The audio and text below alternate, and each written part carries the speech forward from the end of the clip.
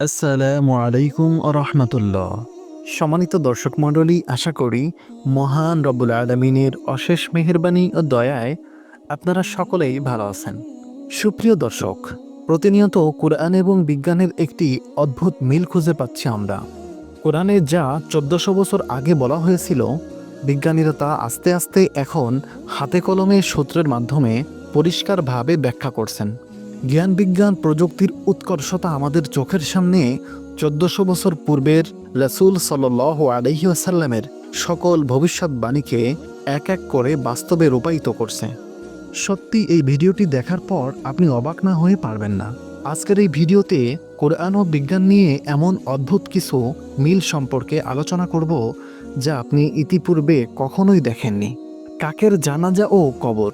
প্রিয় দর্শক, আপনারা হয়তো খেয়াল করলে দেখবেন যে যখনই একটি কাক মারা যায় তখন আশপাশের অনেকগুলো কাক ভিড় জমায় এবং তাদের সুরে ডাকাডাকি করে, কা কা করে চারপাশের পরিবেশকে অশান্ত করে তোলে। তবে আপনি কি জানেন এটা কাকেরা কেন করে থাকে? অধিক সূত্র থেকে আজ এটা প্রমাণিত যে কাক যখন মারা যায় তখন তাদের জানাজা করা হয় এবং তাকে কবর দেওয়া হয়। আর এ সম্পর্কে পবিত্র কুরআনুল কারীমে কি বলা আছে, চলুন একটু জেনে নেই। মহান আল্লাহ রাব্বুল আলামিন পবিত্র কুরআনুল কারীমের সূরা মায়েদার ৩১ নং আয়াতে বলেন, অতঃপর আল্লাহ তাআলা একটি কাক পাঠালেন যে তার ভাইয়ের মৃত্যুদেহ কিভাবে গোপন করা যায় এবং কবর দেওয়া যায় তা দেখাইবার জন্য মাটি খনন করিতে লাগিল। সে বলল, হায়, আমি কি এই কাকের মতো হতে পারলাম না, যাহাতে আমি আমার ভাইয়ের মৃত্যুদেহটি গোপন করিয়া ফেলিতে পারি। অতঃপর সে অনুতপ্ত হল। দেখুন, আলোচ্য এই আয়াতে সুস্পষ্টভাবে বর্ণনা করা হয়েছে যে কিভাবে একটি কাক মারা যাওয়ার পর জানাজা করে অন্য মৃত্যু কাককে কবর দেওয়া যায়। জেনে রাখা ভালো যে এই ঘটনাটি কাবিল যখন হাবিলকে হত্যা করে তখন হাবিলের মৃত্যুদেহ লুকানোর জন্য কোনো উপায় খুঁজে পাচ্ছিল না কাবিল। আর তখনই মহান আল্লাহ তাআলা কাকদেরকে সেখানে পাঠান এবং কিভাবে মৃত্যুদেহ কবর দেওয়া হয় তা দেখিয়ে দেন কাবিলকে। এখন কথা হচ্ছে, 1450 বছর আগে আল কোরআনের পৃথিবীর প্রথম খুনের ঘটনা কে বা কারা লিপিবদ্ধ করতে পারে? এতেই প্রমাণিত হয় যে পবিত্র কোরআন মহান রব্বুল আলামিনের এক মহান সত্যবাণী। মহাকাশে দৃষ্টিশক্তি নিয়ে পবিত্র কোরআনে এবছরে শুরুর দিকে নাসা জানিয়েছিল যে মহাকাশে নভোচারীদের নিখুঁত দৃষ্টিশক্তি নিয়ে গণ্ডগোল হয়েছে, যা তাদের জন্য দীর্ঘমেয়াদী বৈকল্য সৃষ্টি করতে পারে।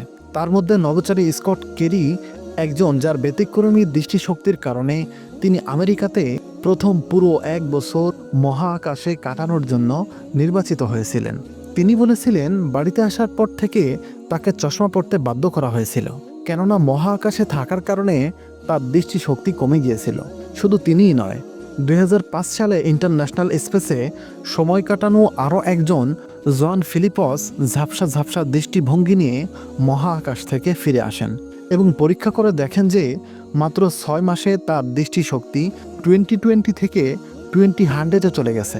এবং সেই সাথে নাসা এটা জানতে পারে যে মহাকাশে অভিকর্ষের অভাবের কারণে তাদের দৃষ্টিশক্তি কমে গিয়েছে এবং বিজ্ঞান সতর্ক করে বলে দিয়েছে যে স্পেস আপনাকে অন্ধ করে দিতে পারে এবং বেশিরভাগ নভোচারীর প্রথম কয়েকদিন মাথা ঘোরা এবং বমি বমি বোধ করে, তবে অস্পষ্ট দৃষ্টি আরও স্থায়ী হবে বলে মনে হয়। এখন আপনি জেনে অবাক হবেন যে 1450 বছর আগে মহাগ্রন্থ আল কোরআনে এমনটা যে হবে তা আগেই বলা ছিল। চলুন দেখে আসি পবিত্র কোরআনের সূরা হিজরের 14 এবং 15 নং আয়াতে কি বলা হয়েছে। মহান আল্লাহ তাআলা বলেন, যদিও তাদের জন্য মহা আকাশের দুয়ার খুলিয়া দেই এবং উহারা সারাদিন তাতে আহরণ করিতে থাকে, তবুও উহারা বলিবে আমাদের দৃষ্টি সম্মোহিত করা হয়েছে। আল্লাহু আকবার। না, বরং আমরা এক জাদুগ্রস্ত সম্প্রদায়। দেখুন, আলোচ্য এই আয়াতে দুটির সাথে বিজ্ঞানের সাথে ঘটে যাওয়া অলৌকিক একটি ঘটনা মিল এখানে পাওয়া যায়। এখানে আরও বলা হয়েছে মাতাল হওয়া, মাথা ঘোরা কিংবা বমি বমি ভাব হওয়া এবং অস্পষ্ট দৃষ্টিতে মাতাল হওয়াকে প্রথম লক্ষণ বলেছে।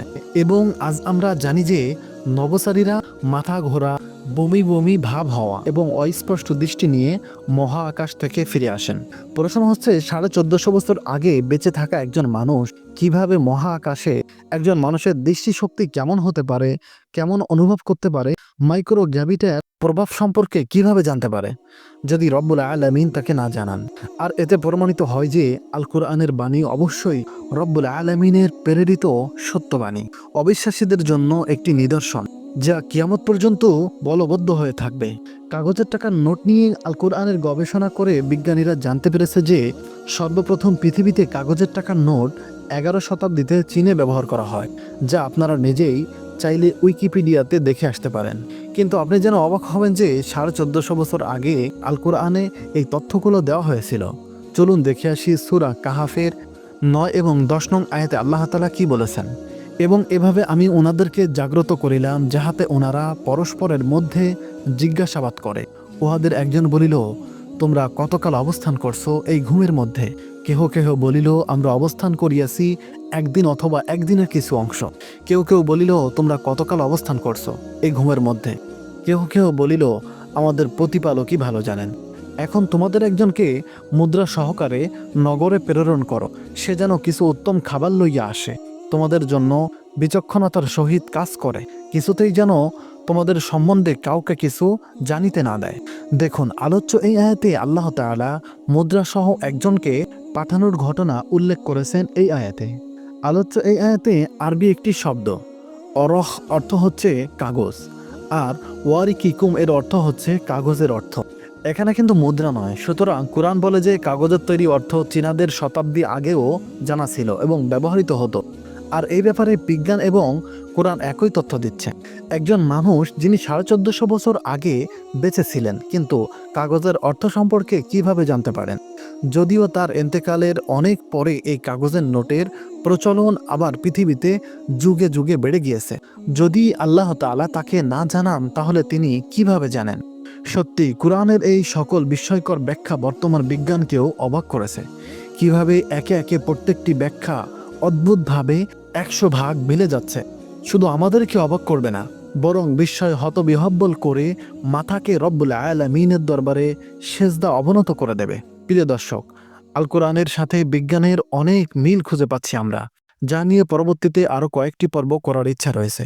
আপনাদের সুচিন্তিত মতামতগুলো আমাদেরকে কমেন্টে জানাবেন।